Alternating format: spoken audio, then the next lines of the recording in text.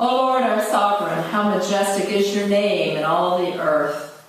You have set your glory above the heavens.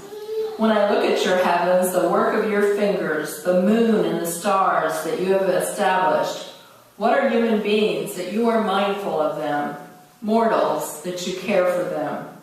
Yet you have made them a little lower than God and crowned them with glory and honor. You have given them dominion over the works of your hands. You have put all things under their feet, all sheep and oxen, and also the beasts of the field, the birds of the air, and the fish of the sea, whatever passes along the paths of the sea. O Lord, our sovereign, how majestic is your name in all the earth. I would like to share an offering on creation's suffering in literature from the World Church, of which I am a member. The earth, lovingly created as an environment for life to flourish, shudders in distress because creation's natural and living systems are becoming exhausted from carrying the burden of human greed and conflict. Humankind must awaken from its illusion of independence and unrestrained consumption without lasting consequences. All of us here are aware of the creation's distress and are, I'm sure, concerned about the sustainability of life here on planet Earth. Albert Schweitzer is quoted as saying, "Man has lost the capacity to foresee and forestall. He will end by destroying the earth." While we hope that this is a vastly pessimistic outlook, many environmentalists are nearly as gloomy, questioning whether or not we have already gone past the tipping point for being able to change that forecast. Rachel Carson, who wrote Silent Spring in 1962, said, "The public must decide whether it wishes to continue on the present road, and it can do so only when in possession of the facts." She goes on to quote Jean Rostand, "The obligation to endure gives us the right to know." Ms. Carson states, "We stand now where two roads diverge. But unlike the roads in Robert Frost's familiar poem, they are not equally fair. The road that we have long been traveling is deceptively easy, a smooth superhighway on which we progress with great speed, but at its end lies disaster.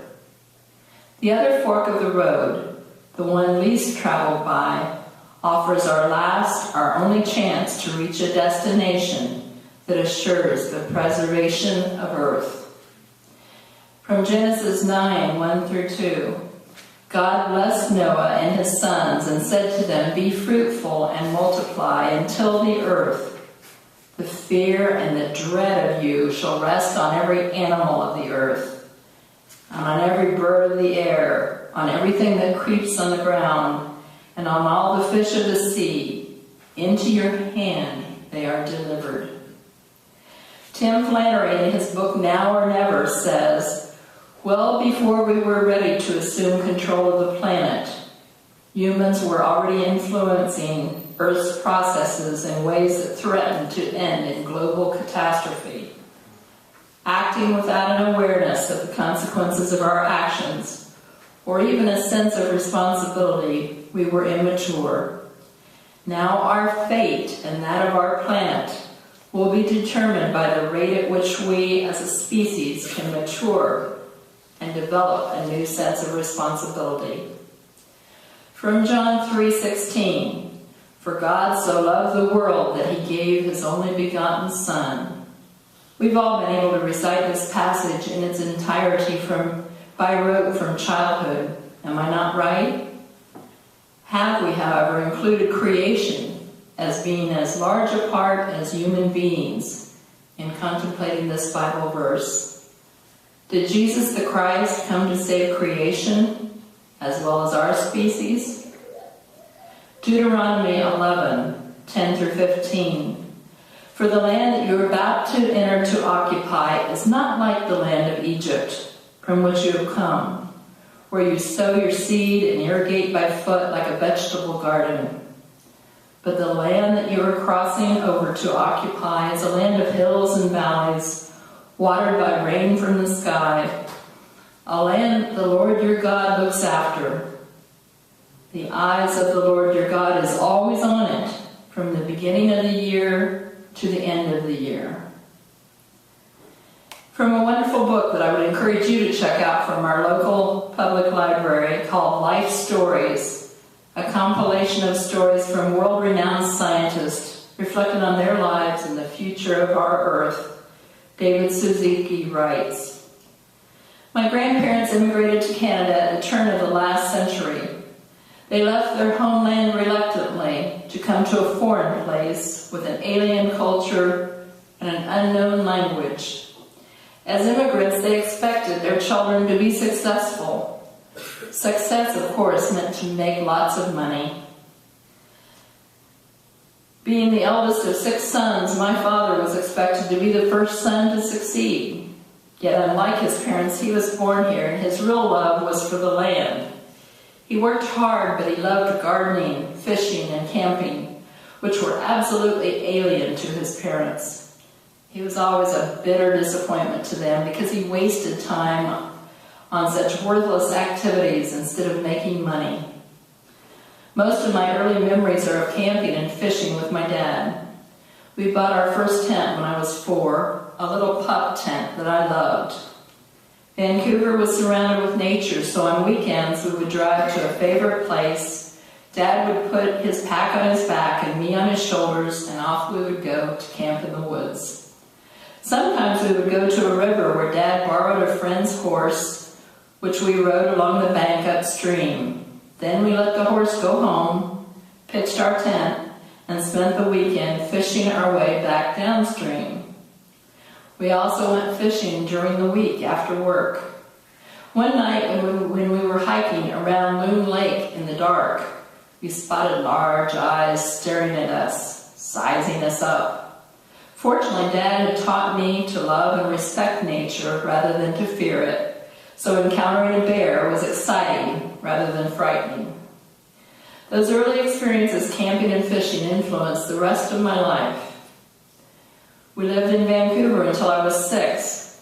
When the Japanese bombed Pearl Harbor, the American and Canadian governments decided that people of Japanese descent were enemy aliens and constituted a danger. So they confiscated our property and moved us from the west coast inland to a ghost town left by the gold rush. Unlike our American counterparts, we were not fenced in by barbed wire or armed guards. We were totally free. People cannot believe it when I tell them I was unaware of how bad the situation was. For me, it was paradise because we lived in a cabin in the midst of nature. It was like living in a gigantic park. In fact, Valhalla now is a provincial park. It was an amazing setting in the Slocan Valley between the spectacular mountains of the Selkirk Range. The mountains were home to countless animals, including deer, coyotes, and bears, while the lakes and rivers overflowed with fish. I did not have to go to school for a while because of a lack of teachers, so I was free to spend my time exploring the wonders around me, and I learned far more than I ever could have in school. My sisters and I wandered the hillsides, gathering flowers and unusual rocks, and discovering all kinds of fascinating creatures. For me, the war years were a wonderful time of enjoying wildlife and wilderness. After relating fascinating experiences in other locations where they lived, Mr. Suzuki relates the following. When I compare my childhood to children in that modern city today, he's speaking of Leamington, Canada's southernmost town at the time, I am shocked by the difference. They did not have the woods, river, and swamp to play in, so they hang out in what is there, shopping malls and electronic game galleries. They grow up in a biological desert, a concrete maze of roads, buildings, machines, humans, and the few plants and animals that are allowed to survive. Anything that we do not want in our artificial environment, we destroy. Insects, for instance, are invaders to be killed. We teach children in cities that nature is the enemy. It is dirty, disgusting, and dangerous.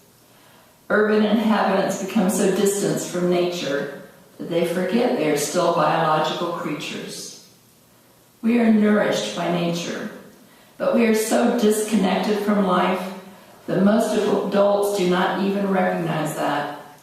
Living in artificial, man-made environments makes us forget our biological nature. We think our greatest achievement is independence from nature, but we are still dependent as ever on air, water, and soil, as any other living organism. It is not technology that cleanses the air for us, or manages the water cycle, or gives us our food.